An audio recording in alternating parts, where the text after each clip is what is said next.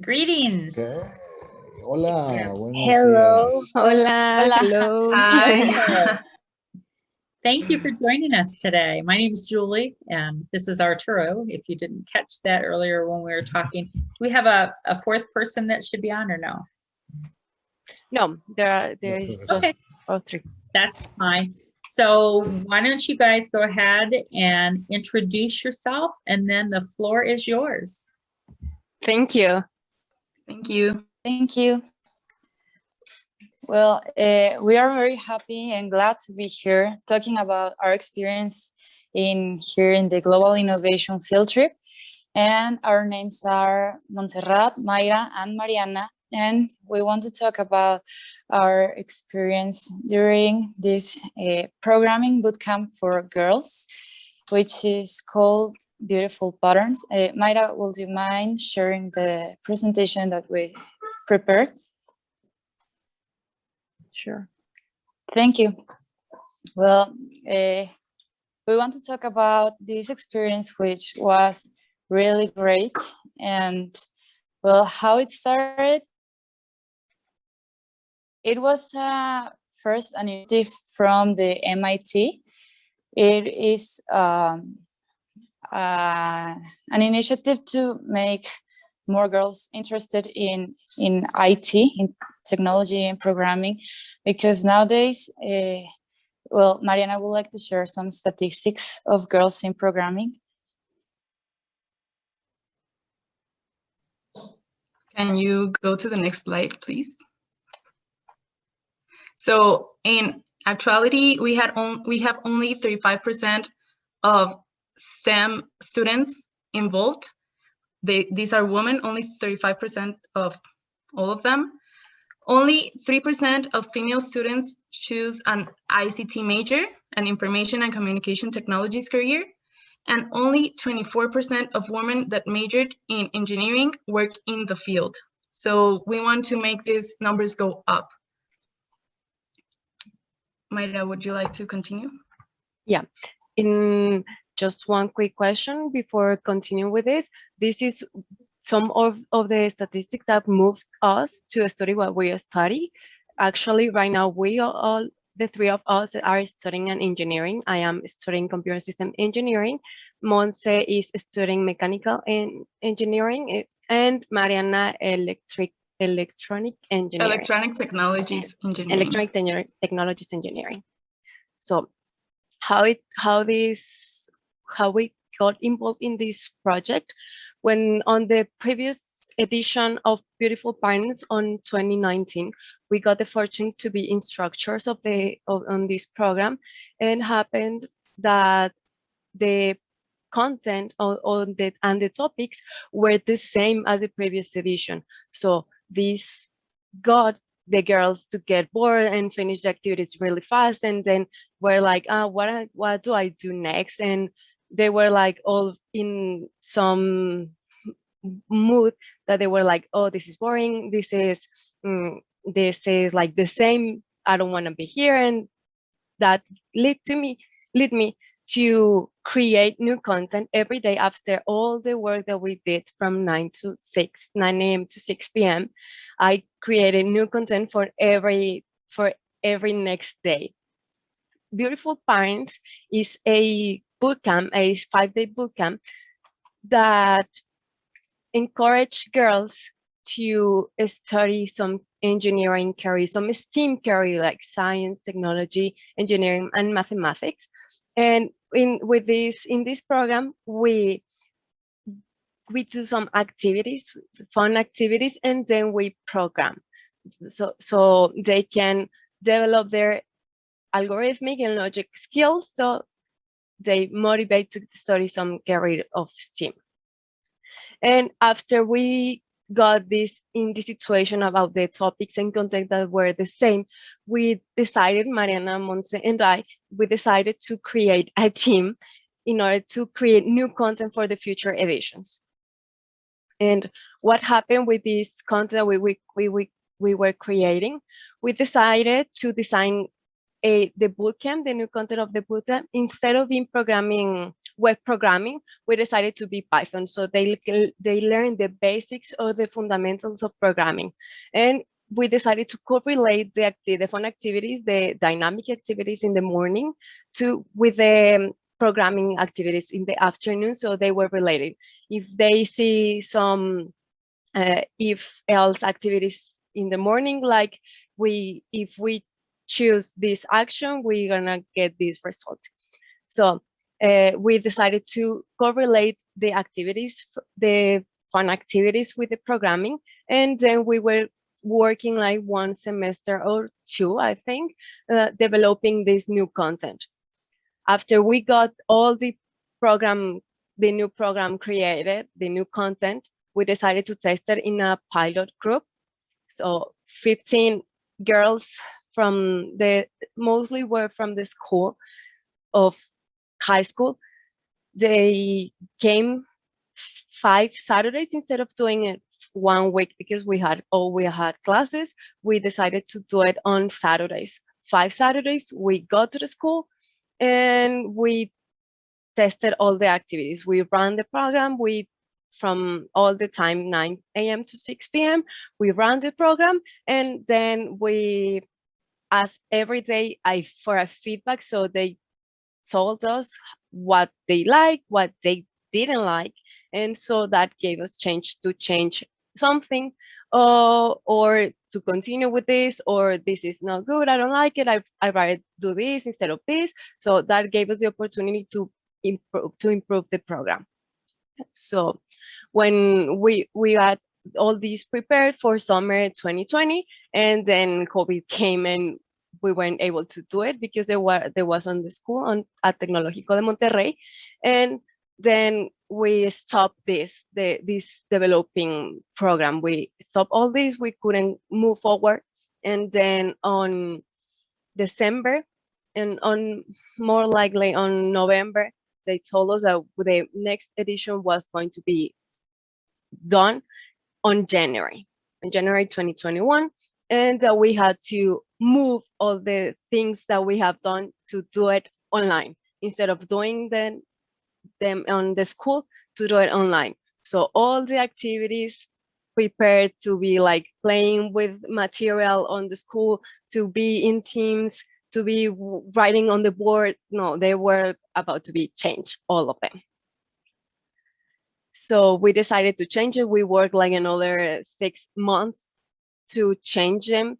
We prepare a team so we can work moving all the material, looking for tools online that we were able to use, and they were able to use, the kids were able to use, so they can relate all the activities like if they were online. So that was a really difficult situation because all the activities we were used to do it physical, and now it's like you go online in front of the screen. So we had to reduce the time also, because instead of being there like 6 hours, you're gonna be 3, and we had breaks because it's very difficult to be in front of the screen a lot of time. So it's not that easy. So we changed all the activities. We improved the program. We cut the activities that were like no possible way to do it online.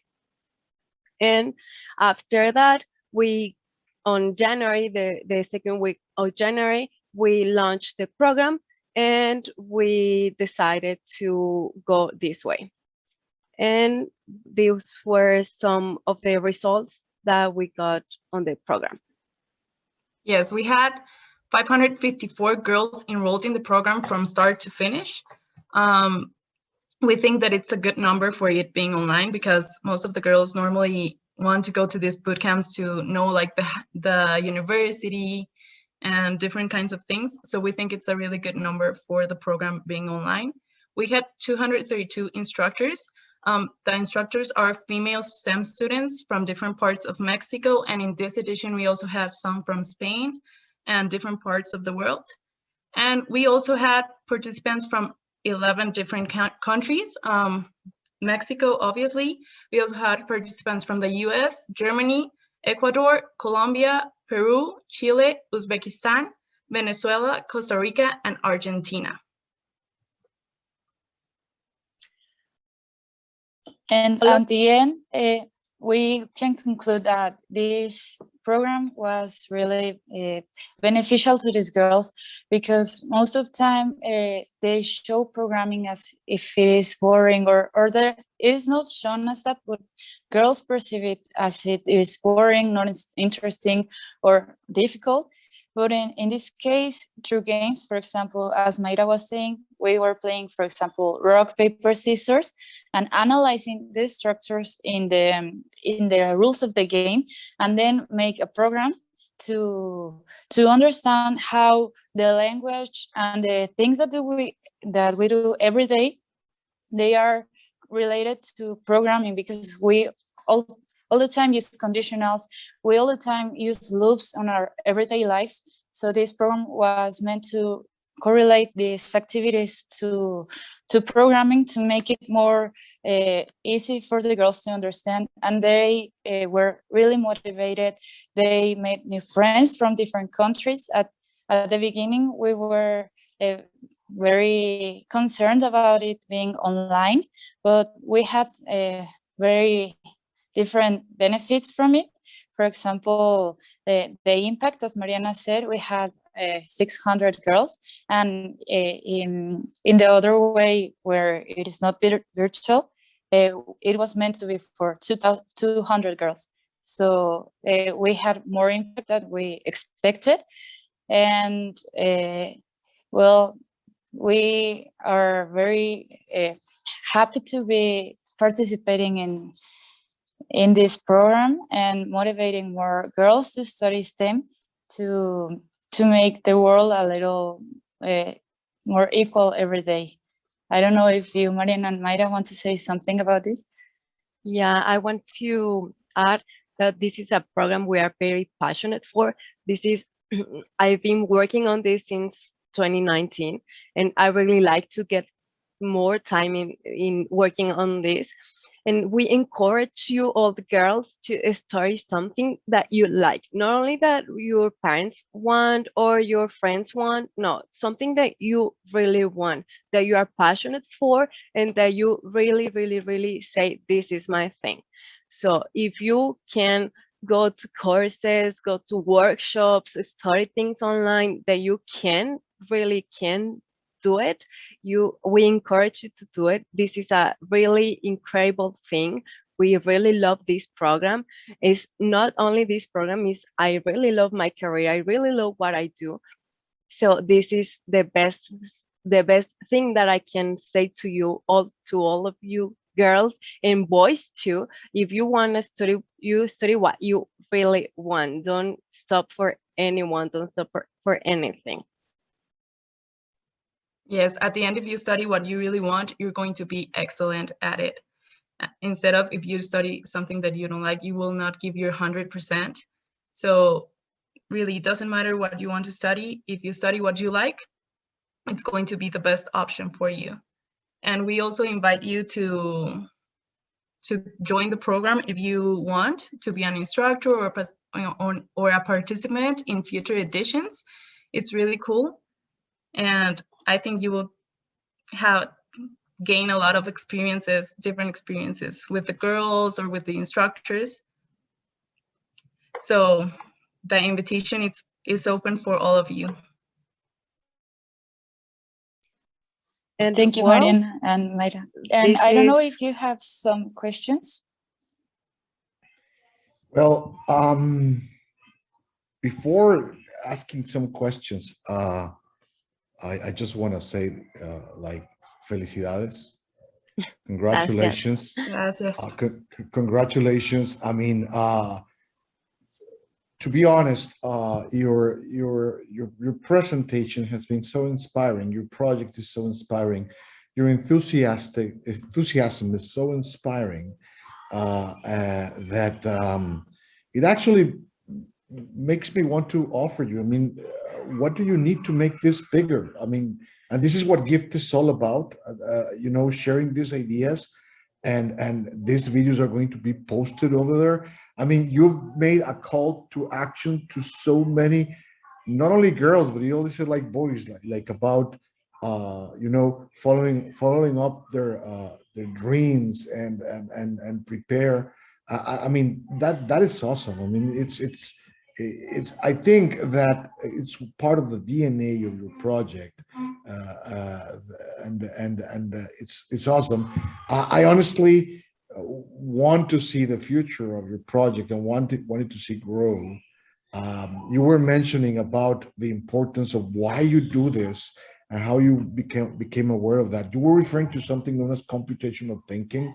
It's not about coding, it's about solving problems, but being able to break down a problem into like small pieces and then propose a solution and make that solution in small pieces and put it back. And I think you're being very successful in doing it. I wish like many teachers and many professors felt and are successful as you girls are trying to be. I mean, and that is awesome. My question is, like, what are your plans for the near future and for the midterm future? Because I mean, you will graduate like soon. I mean, I think you're very pros in this, but what are your plans for this project? Are you going to stay with it? Are you going to get more people involved? What is the growth projection? Thank you very much for your words. We really appreciate them. This is an initiative from MIT and Tecnológico de Monterrey. So we are co-working with them. So in order to grow this, since this is a camp that is every year, we had to prepare all the things. We expect to, in future years, to impact more girls around the world, not only Mexico or America, but we got girls from other countries in this edition. But this is the first time that we get like one girl from Germany, one girl from Argentina, one girl from Peru, Uzbekistan. So our thoughts are we want to impact more girls. No, we like to get new content, not only get with Python and web programming or with basic stuff. No, we want to grow, but we have to, it's not only us as a team, we had to work with a big team. So, but yeah, we want to grow more. Well, I'm sure you will. I'm sure you will, and of course, I think we can always you can count on us to make that project grow enough. So thank you very much, girls. And I would just say too, we do a gift program every quarter. You're welcome to come back any quarter that you want, every quarter if you want, and give us an update on what you're doing now, what you're doing next, who's included, how this program has evolved. I mean, that's, as Arturo said, this is what GIFT is all about, and we're here to help promote your efforts as much as we possibly can. Yes, Absolutely. Thank you and very soon enough, much. start sharing how many people have decided to pursue STEM careers because of the experience with you. I think that is something that is going to happen sooner or later. Yeah, and that actually is the core of this program, to impact all those girls, that motivate them to study mostly in a STEM career, but to follow their dreams and study what they want, what they really want. And yeah, thank you for the invitation, for being here. We are very glad to be in here. Thank you all for your comments. I know you have some more time because we had you going till 1:15, I believe. So I was wondering if you would mind sharing one of those first couple screens again where you had the statistics up. Sure. One of those was only 3%. Yeah. And I want to look at that real quick again, because it's shocking to me. So if you wouldn't mind sharing your screen. And yeah. I thought I was sharing. I thought all this time we were looking at the screen. Okay, so so 35% of STEM students are women. Yeah. But only 3% end up with that as their major. So I'm sure that you have some ideas what happens between that 35% and the 3, how it reduces to 3, that you could share a little more in depth with us. Yeah, on the STEAM area, that is science, technology, engineering, and mathematics, all on the STEAM students, only 35% of them are women. And of that 35%, only the 3% choose an ICT major, that is information and communication technologies. Of all those careers of science, technology, engineering, and mathematics, only the 3% of those girls that study something related to that is an information and communication technologies and programming too. So only 83% is studying something relating to that NICT. And if I give an example, on my career, I'm studying computer systems engineering. On my generation, we are 50 students, and only 3 we are girls. So this is an example of this statistic. So why do you think that is? Is it not such an attractive field for them, or what could make it more attractive for females to participate in? I think, yeah. I believe like we had different examples with our girls when we give the other boot camps, that they told us like, I didn't even know that I liked this because I didn't even know how it worked. So like the diffusion of the program, it's really important because maybe they didn't even know they like programming or this kind of careers until they came into the program. So I believe it's like the lack of diffusion of these careers to women. So I wonder how we can help introduce that earlier. I mean, I think you're doing it today. You're doing it right now. I mean, this is one way that word gets out, but unfortunately, 10 million little girls aren't watching. So we need to find a way to get that in front of them somehow through some kind of example, some way to make them take a close look, I think. Yeah, that's a good thing that we need to promote of all of these events, not only this one. We need to give more diffusion, like Mariana said, to reach more girls in over the world so they can know about all these careers. Or also there is something like the stereotypical careers, like this is a career for men. So they think like, no, I'm not gonna study this because it's for men. Or my parents told me this, like they're gonna be more men than women, or there are no for girls, or so that's something that happens. We want to stop all of this and promote these events and these things so they know that there is no career, there is no studies for men or for women. We can study everything. Yes. And you're part of that 3%, like currently, right? Because you are in ICT. Yeah. So actually, what you're saying is like really true. I mean, so it's a good invitation, like for everyone to change those stereotypes and those preconceptions. Yeah. I also think that sometimes math, physics, and programming and all those kind of studies are conceived as difficult. And maybe many people just think, oh, physics is difficult or programming is difficult, math is difficult, I cannot do that. But one of the things that we are looking with this program as well is to teach it as a game, so they can see it with other perspective and get rid of that idea that is not true, because it can also be fun and challenging and enriching. But we have to change this idea that they can do it, that they can do it. So earlier I was working on a technical problem we had going on too, so I might have missed this, but do you have some of these boot camps happening through the summer?